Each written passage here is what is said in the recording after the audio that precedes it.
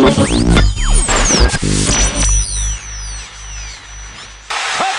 Pittsburgh! Touchdown, Washington!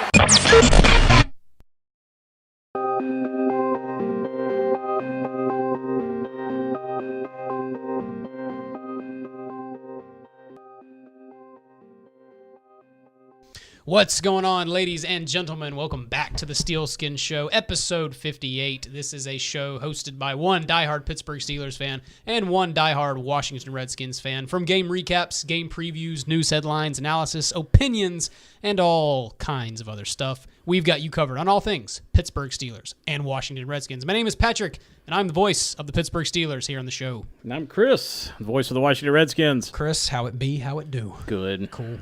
Chris, week one of the 2017 NFL Preseason is in the books. The Steelers came away with a 20-12 victory over the New York Giants, and your Washington Redskins fell to the Baltimore Ravens 23-3, I believe it was. Yeah. We'll talk about that here in a little bit. Yep. So, Patrick. Yeah. Are we going to overreact about the win? Are we going to underreact about the win? Or are we just going to go right down the middle with it? I try. That's the great challenge with the preseason, right? Is to be as level-headed as possible. Because you don't want to overreact to anything, but you also don't want to not acknowledge things. You know what I'm trying to say? Definitely. It's that challenge of trying to stay somewhere right down the middle. Yeah. So, look, it was obviously a very impressive first preseason game. I thought both sides of the football played relatively well.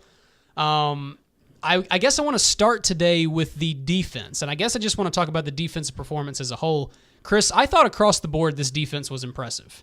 I thought against the run, against the pass, pass rushing, getting down into the red zone. I just thought across the board this defense just played very, very well. And, again, obviously you don't want to look just now, but I think, we talked about how we want to see kind of this new defense in action. We kind of want to see the change in philosophy. And in a lot of ways, I really think you kind of saw what Keith Butler is envisioning for this defense in 2017. First off, let's talk about pass coverage. Folks, I'm not going to look just yet. Like I said, it's just the preseason, so everybody calm down. But I can't not acknowledge that the coverage was not tighter. I can't not acknowledge the fact that we did see a lot more man-to-man. We saw a lot more pattern matching. We saw a lot more bracketing. We saw even, and this is something else I noticed, even at times where we were playing in nickel and dime sub-packages, you still saw the Steelers' cornerbacks and safeties playing closer to the line of scrimmage. Even in the sub-package defense, you saw that. So, once again, I'm not here to overreact with it, but you can immediately see that the Steelers have got a different philosophy with pass coverage in mind. And just kind of to put into perspective the kind of day they had.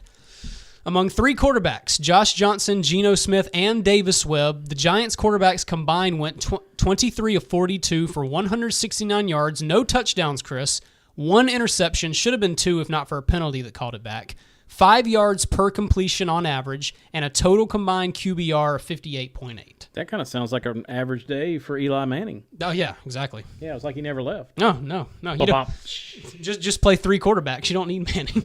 Right. But, that kind of puts into perspective the kind of day that the secondary did have. Now, it would be wrong to not acknowledge the other reason why the secondary played so well in this game. The pass rush. Chris, you and I have talked about this on this show many, many times. There is a true symbiotic relationship between a pass rush and a secondary. If your pass rush is getting home, your secondary is going to play a whole lot better. Right. That's just a big rule of thumb in the sport of football. 7 total sacks on the night. 7 total sacks on the night. I felt like we should have had 12 or 13. Two of those. By your boy. My boy, Mr. TJ Watt. We'll get to him in just a second when we start talking about players.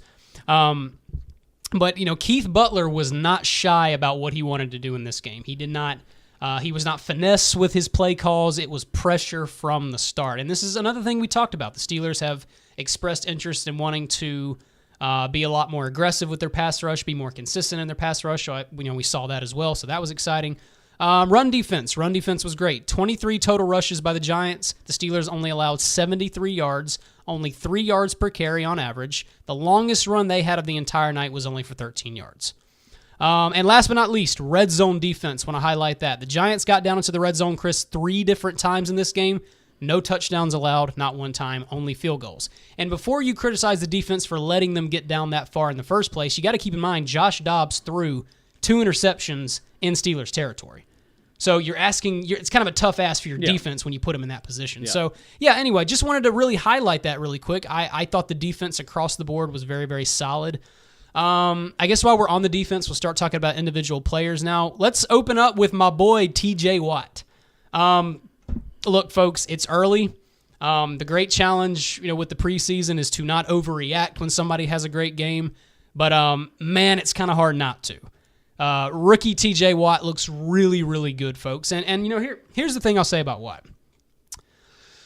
The guy, you can put TJ Watt under the microscope and you can criticize, the technical elements of his game, things like the use of hands, things like bend around the edge, dipping low. You can criticize all those little technical elements of his game. I'm not worried about that. Those are things that'll improve the more he plays. Right. The biggest thing that TJ Watt has for him right now, the motor on this guy, Chris, is absolutely ridiculous.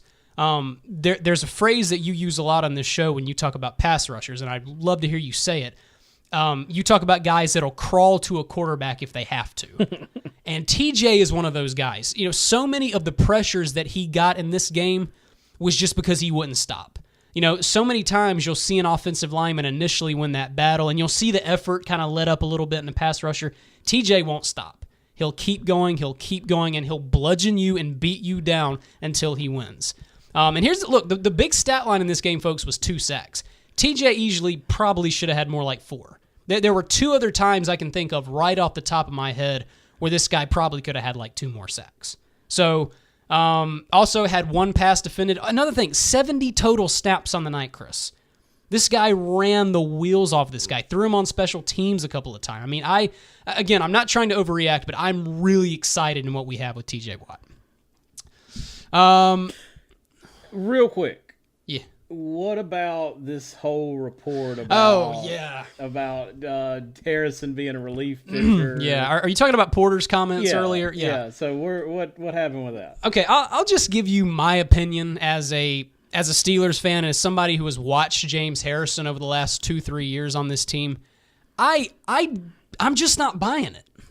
That's just me personally. Maybe I'm wrong. Well, what exactly did Porter say? Okay, well, Porter basically said that TJ is going to get the bulk of the snaps, and Harrison. He said Dupree and TJ would get the bulk of the snaps. Harrison would be the relief guy. Now it is important to note he did not officially say that TJ Watt is the starter, but when you use words like that, you're basically implying that TJ Watt is the starter. Now, what I think was very important is, kind of a little firestorm got started there, and then Mike Tomlin came out very quickly and said, Harrison's going to play as many snaps as he feels. Basically, we're going to give the keys to this guy, and he's going to play as many snaps as he feels like he can play. Right. I tend to believe Tomlin more than I do Porter. Dude, come on. How many times over the past 3 years have we heard the Steelers say things like, Harrison's going to be the rotational guy. He'll be the rotational guy. And then what happens? He ends up starting. He ends up producing, like sacks galore, being the team sack leader. So and also just from a sense standpoint, obviously TJ's the rookie. He's a first-round draft pick. We're excited about him, but I'm just not ready to completely give TJ the reins just yet. I'd like Harrison to be the starter. Let's ease TJ into this thing. But anyway, I didn't take Porter's comments to heart too much. Next guy I want to highlight on this defense is Mike Hilton. Chris, the hype train just keeps building for this guy. The guy just is not letting up, and at this point, he is doing everything that he possibly can to make this 53-man roster. We've talked about the cornerback situation. I think the first 5 are all locked in. I think where the battle is to be had is probably between Mike Hilton and Brian Allen. And right now, Hilton is slaughtering Allen if there is a battle there. The guy just continually keeps making plays. In this game, big night for him. Had a sack on a really nice cornerback blitz called by Keith Butler. Had a fumble recovery on a punt. And then my favorite play of the night by him, 4th and 2. Giants decide to go for it. They run the football. Hilton trips up Khalid Abdullah in the backfield for a loss of 2. Not to mention, led the Steelers in tackles. 7 tackles, 6 solo on the night. So, what you got is this 5'9" small little dude who is just not afraid to throw his body around. He's just a really, really fun guy to watch. Like I said, do I think he's locked himself in yet? No, I still think Brian Allen's got a chance. I thought Brian Allen actually played a nice football game, to be completely honest with you. But Hilton is doing everything he can right now to be the guy. Last guy we'll talk about is obviously Arthur Moats. 3 sacks on the night, 1 interception. And I guess what I learned in this game is that Arthur Moats is not going out quietly, Chris. He's going to make it hard. Yes, I mean, I've been very, very honest about my thoughts towards Arthur Moats over the past couple of weeks. I do not think he's a lock to make this team. And ultimately, it's just going to come down to how many pass rushers the Steelers want to keep. If the Steelers want to keep, say, 6 pass rushers, then Moats and Adams are both making the team. If they're keeping 5, I think there's a battle to be had there. I think what we learned in this game is that Keon Adams better get over this shoulder injury really fast. Because Arthur Moats basically said in this game, I'm not an easy cut, and I'm going to fight. 3 sacks, 1 interception. Very impressive game for him. Let's move to the offensive side of the football now. And Chris, let's just address the elephant in the room here. Joshua Dobbs. I thought in this game, this was just the full Josh Dobbs experience. I thought everything that we have said about Josh Dobbs up until this point, we got in this game. Right. We saw a lot of nice stuff. We saw a lot of really, really bad stuff. We saw 2 interceptions. We saw him scramble for a really nice 16-yard gain. We saw him escape the pocket a couple of other times. I just felt like everything we've said about Dobbs up until this point, we saw. To address the 2 interceptions really quick, the first interception is somewhat forgivable, I think, just a little bit. You know, going back and watching it on Game Pass, it looked like his arm might have gotten hit as he threw. Because right as that ball released, he was on the ground. So I'm not sure if the pressure scared him a little bit. I also think that maybe there was a miscommunication between he and Darius Hayward-Bay. Because I would like to think, Chris, that a quarterback doesn't regularly underthrow a receiver by 15 yards. Right. Like, I'd like to think you just don't see that every day. So there's a part of me that thinks it was just kind of a miscommunication error. Second interception, on the other hand, was as bad as it gets. It was just the most basic rookie interception I've ever seen in my life.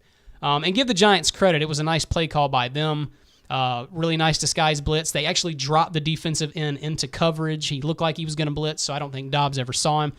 The other bad thing Dobbs did on this interception was one of the big mistakes that rookie quarterbacks make is you cannot eye down your receivers. You know, you have got to be careful with how you look at a receiver. I think another thing that rookie quarterbacks tend to do is they tend to kind of have a predetermined decision in their mind before they snap. I'm going to throw to this guy, and I'm going to throw it at this point in the route. Well, and a guy like Josh Dobbs comes from a spread offense, right, where not all of them, but a lot of them pretty much either have a lot of RPOs, which are run pass options. Right.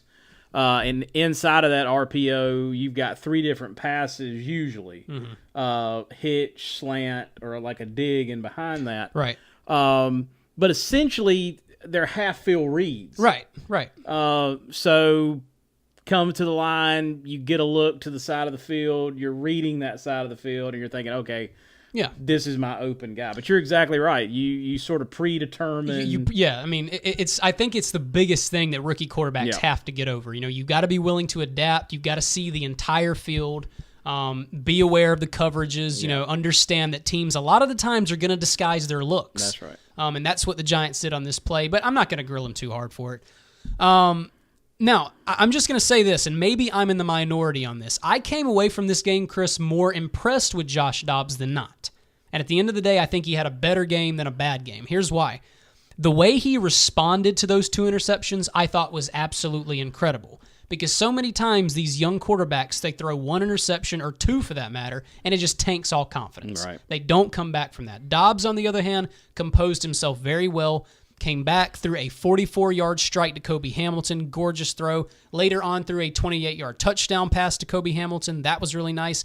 Would have had 2 touchdown passes if not for a holding call on tackle Brian Mihalik. Tragedy because it really was a beautiful play by Dobbs. Scrambled to his left, the pocket's breaking down, and throws across his body, which is something traditionally that you don't really want to make a habit of doing as a quarterback, but throws across his body and throws a gorgeous strike to Xavier Grimble in the end zone for a touchdown. Like I said, it was called back, so that was pretty unfortunate. But would have had 2 touchdown passes on the night there. So even though a lot of people grilled him for the 2 interceptions, I was just impressed with how he responded to them. That was so crucial. That was so important. So I think he had a nice game overall. And he also is going to start this coming Sunday against the Atlanta Falcons. Really no surprise there. I think we all know Ben doesn't traditionally play until the third game of the preseason. So, yeah, I'm excited to see Josh Dobbs get more work, and I like what he did in this game. Final guy I want to highlight on the offensive side of the football, I want to talk about Nile Davis. Chris, I was really impressed with how Nile Davis ran the football. 8 carries for 34 yards, so those aren't stats that are really going to blow anybody out of the water. It was just how he ran the football. It was good heads-up football, kind of adapted to the situation, waited for blocks to open up. Another thing that I really was impressed with, the guy has still got a lot of burst. I mean, the guy has still got a lot of burst in his game. So I was just impressed with overall how he ran. Thought he ran with nice speed, nice cuts, ran with a lot of smarts too. So I think Davis at this point really has a big up on Fitzgerald Toussaint to make the 53 at this point. And the last guy I'll kind of talk about, he's not going to make the 53-man roster, but I do think he's an easy practice squad candidate. Terrell Watson, running back, 10 carries for 44 yards on the night, had that really nice 15-yard run. He's a guy who I think the Steelers do need to keep an eye on. Chris, the Steelers like big running backs. He kind of that 6'1", 6'2 size, got really nice speed. I think the Steelers like the way he's performed in training camp. He's also been the first guy out every training camp. Very early before each player gets onto the field, so he's got a good work ethic. I think they just need to keep a very close eye on him. But anyway, nice way to begin the preseason. Like I said, don't want to overreact, but really like what I see so far. Chris, let's kick it over to you. The Redskins lost 23-3 to the Baltimore Ravens. Chris, I was not happy with what I saw, but take it with a grain of salt. It was about as bad a way to open the preseason as it can get. Yeah, it was a nasty game. Look, offense was in for 6 plays, which is about what Gruden said he wanted to do with them. Obviously, you hope the 6 plays net you more than 2, 3 and outs.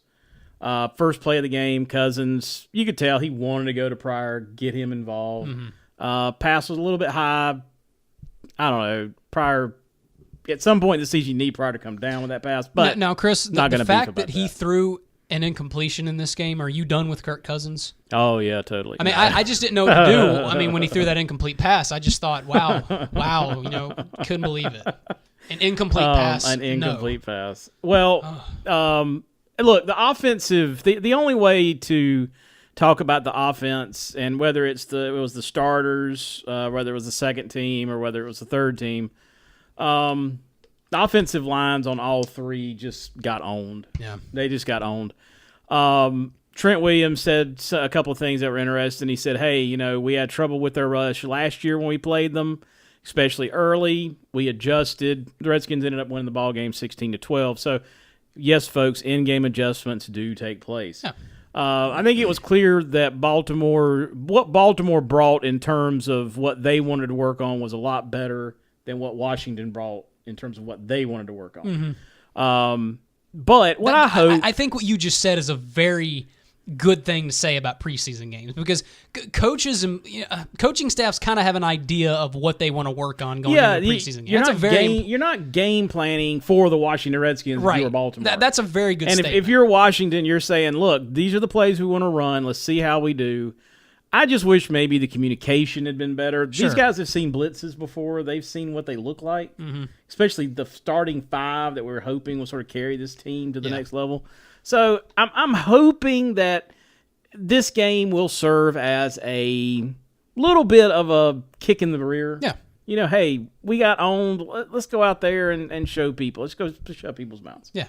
On the defensive side of the football, I was really happy with the way we played. I think you all's defense played very well. You can't complain about it. Baltimore had one good rush the entire game when it was all said and done. Right. Right after the phantom call on the missed field goal by Tucker, they said McClain had lined up over the center. When you go back and look at the film, he had not lined up over the center. He was back a couple of yards from the center, so I'm not really sure how that one got called. But it was interesting to see how this defense would react in a sudden change situation. Right. And they didn't react well, because 3 plays later it was a touchdown. Right.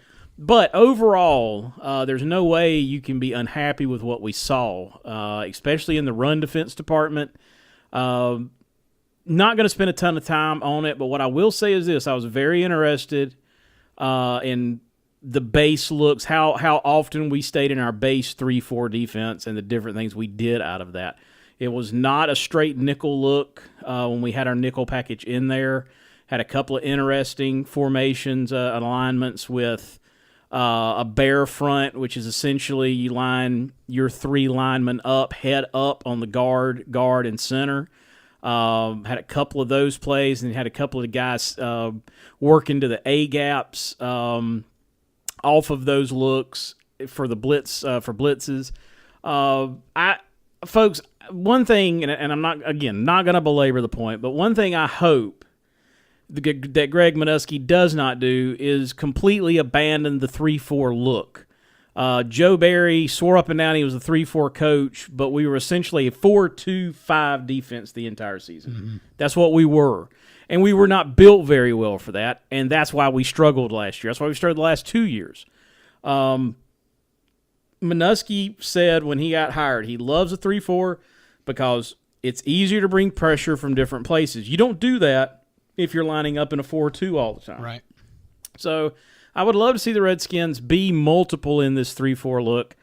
And obviously what we saw in this game, we may look completely different week 1. But I was interested to see how many times we lined up in that 3-4 look. Yeah. And I think you have to be happy. You already talked about the run, I think Minuski's new philosophy you could see right off the bat in this game. The Redskins want to be better against the run. Yes, and that's what I was really happy to see, and it really carried through the entire game. I was really happy with what happened for the most part at the line of scrimmage. Right.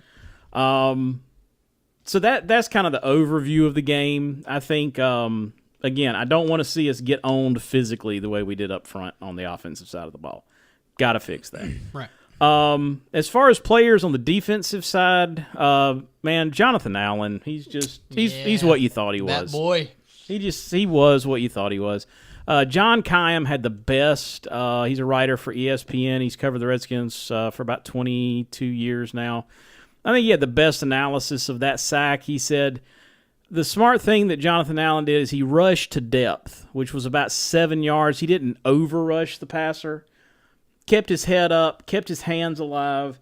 It allowed him to disengage when the quarterback broke the pocket. It allowed him to disengage from the offensive lineman and go make the play. Just a heads-up play. Heads-up play, and that's what Bama boys bring. Speaking of another Bama boy, Ryan Anderson. I love what he brought. You were right, Chris. I was wrong. I was really wrong about this guy. Listen, I don't know that I'm not sure if Ryan Anderson is going to be a big stat guy in the sack column. I don't think he has to be. But exactly that is exactly I don't think he right. has to be. I don't think this guy has to be. And for John Gruden to say what he said after the game, they asked him about it, and he goes, listen, when he sets the edge, teams don't run against us. Yep. That's unheard of. That's a good compliment. I've never heard Gruden say that about any defensive player since we've been here. Yeah. Since he's been here, let alone a rookie. And you could clearly see that. This guy understands what setting the edge means. He understands what influencing how that runner is going to move. I loved watching him play. Zach Brown, folks. We've not had. I've not seen a Redskin linebacker move side to side, and I know it's a small sample size since London Fletcher. Yep. The dude was a missile. Yep. He was a missile. I cannot conceive of a defense starting against the Philadelphia Eagles that does not have Zach Brown in it. Yeah. I will not understand that. I won't. Got to get this guy on the field. Yep. I think by far he is your best linebacker, bar none. And there's not like a discussion right now, is there, about he's going to be a starter? He is not a starter according to the just released depth chart. Now, I'm not going crazy with that because depth charts are nowhere near official, especially the ones we get. They do seem hung up on Will Compton. We'll see. I'm trying not to be a hater. The other guy that there's two guys that I was really happy with their play.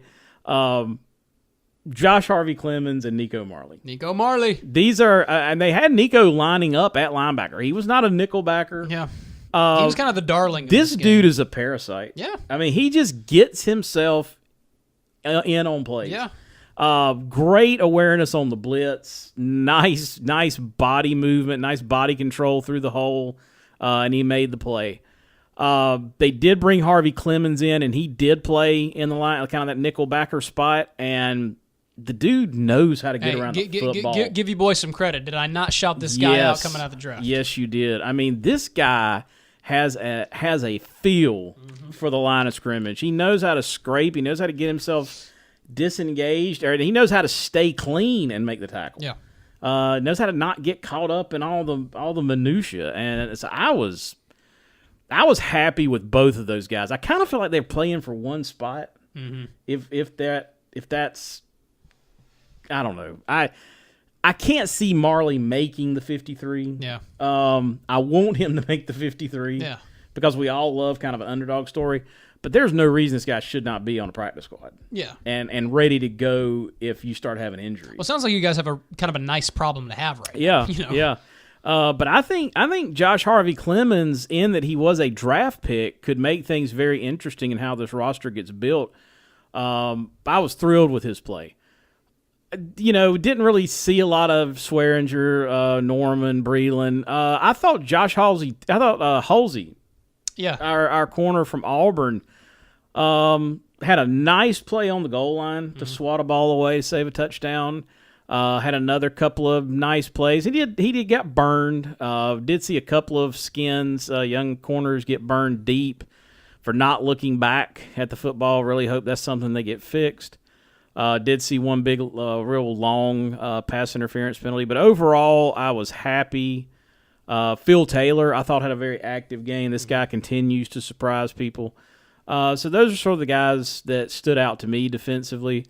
Offensively, I'm not sure anybody really stood out. I'm not really sure. They just didn't do enough. Samaje Perine had about as bad a start to a game as you can have. Yeah. Fumble, which he recovered, thankfully, and a drop pass. So that's just another opportunity to drive it home. Ball security. Yeah. He did have a couple of nice runs once he settled down. Matt Jones, wow, 3 carries for -1. He did have a nice screen pass. Okay, so I don't want to talk smack because you know me, I don't like talking smack.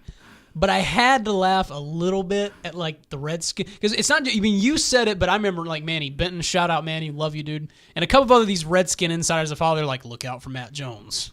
Watch out for Matt Jones. And then I watched that game and I was just like, yeah, look out for him. Yeah, look out. He's coming at you. Sorry, Matt. Yeah, I thought he kind of struggled. But again, the whole line did. Folks, our backup quarterback situation, one of the things that's kind of neat in the preseason is you kind of look forward to maybe seeing if there's a backup or third string guy that kind of comes in and runs everything great, and you kind of feel good about yourself. You can't feel good about anything these backups did, Colt McCoy or Sudfeld. Yeah. So the Sudfeld hive, the guys that say Sudfeld will be Kirk Cousins in that had to satisfy. I mean, it had to satisfy you just a little bit. Let's just cool your jets on that one. I'm not saying you want him to have a bad game, but at the same time, it's like, whew, okay. Yeah. And I'll close with this. We ended up with 2 sizable injuries. Trent Murphy's lost for the season. With an ACL. Oh. Yeah, tore his ACL and... I didn't know this. Yeah, I think he tore 2, ACL and PCL or ACL and MCL. Oh, but anyway. Boy. So he was going to miss the first 4 games, but now he misses the rest of the season, and that's huge. That's 9 sacks. That's 9 sacks gone from last year. When was this announced?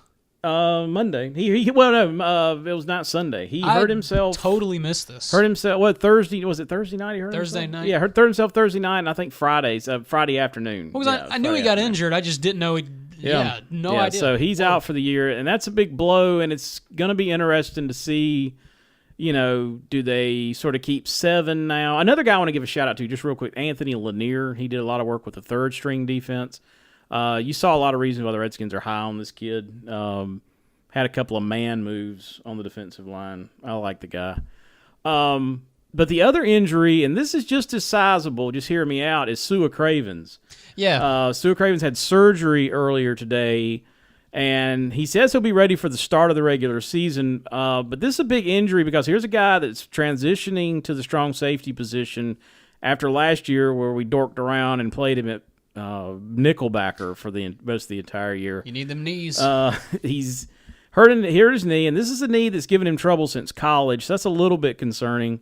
But he's going to miss between now and September 9th. He's going to miss a lot of practice reps, and he's going to miss some opportunities in games to really get better at that position. So don't underestimate this injury. What was his injury? Was it a meniscus? It was a meniscus injury. They didn't really give a lot of details about it. It's about a 10-minute surgery. I would imagine it's probably an arthroscopic knee surgery. Go in there and clean the debris. Out. Yeah. But anyway, he says he'll be back, and that's great. But I don't know. I mean, that's a lot of time to miss between now and the opener for a guy that's played a new position. Well, sure, but I guess to maybe let everybody rest a little easy, that surgery they do from I'm not a medical doctor, so don't take everything I say seriously, but just from liking a team that has had guys go through this knee scope process, it's very clean surgery. No, it's not that I'm worried about the procedure that went today. Yeah, I'm worried about this is a knee that has given him problems historically. Okay, and I'm worried about what he's losing in reps. Okay, in practice, I'm not really worried about what went on surgery wise. In fact, I just as soon go ahead and do it because at first they said he'd miss 2 to 3 weeks. Yeah. No surgery required. It typically is a very simple surgery. Clean the debris up in the knee. Exactly. But that doesn't concern me. But the overall, is this guy stout enough to play? Right. 16 games. He missed the last 4 games last year with a pec injury or something, and now he's going to miss with this knee. But again, he's missing valuable reps. Don't sleep on that injury. But also don't sleep on Deshazer Everett. I like this guy. And a lot of people feel like he's just a backup, but he becomes a very important character now between this coming up game and the season opener. Yeah, absolutely. So that's all I've got. Okay. The only thing I did forget to mention, you said the word injury, and that reminded me, obviously the biggest injury we had in this game, we did manage to stay injury-free except for only one guy. That was Juju Smith-Schuster, who was diagnosed with a concussion. Now, here is the good thing, folks. In fact, I don't know if he was officially diagnosed with a concussion. They said he was displaying symptoms. He's already been cleared because he practiced yesterday, was in full pads, running, doing drills, so he's fine. And apparently he's going to play this Sunday. However, I would like to think that offensive coordinator Todd Haley and Mike Tomlin himself got a hold of him after the game. We all know Juju is a physical guy. We all know that he likes to be physical, but you can't dive headfirst into piles. You just can't do that. Like I said, I honor how this guy doesn't run away from situations that are tough. Right. I love how physical he is, but you can't make a habit of doing that, dude. Right. Can't make a habit of that. So, and he kind of joked about it on his social media. He posted a picture and said, "Hey, I know what I'm not doing again." So I certainly hope he doesn't. And he is fine. He was already back at practice, so that was pretty encouraging to hear. Other than that, Chris, I think that's all I really want to say. Yeah, that's all I got. That's all I got. We'll just see what kind of improvement happens Saturday night. You guys play Saturday night? Yep. Who do you guys play this Saturday? Green Bay. Green Bay, and we play the Atlanta Falcons on Sunday. Guys, remember, you can follow us on Twitter. We are at Steelskin Show. You can follow us individually. I am at P_Garrison. He is at CGLSKSC. Remember to follow the show on YouTube. You know what to do. Subscribe, comment below, join the conversation, all that great stuff. Like the show on Facebook, facebook.com/Steelskin Show. And iTunes. If you're listening on iTunes, thank you very much. And please be sure to rate and subscribe and write a review. That's really going to help the show out. All right, Chris, that's all I got, buddy. Yep, me too. All right, guys, until next week, good night.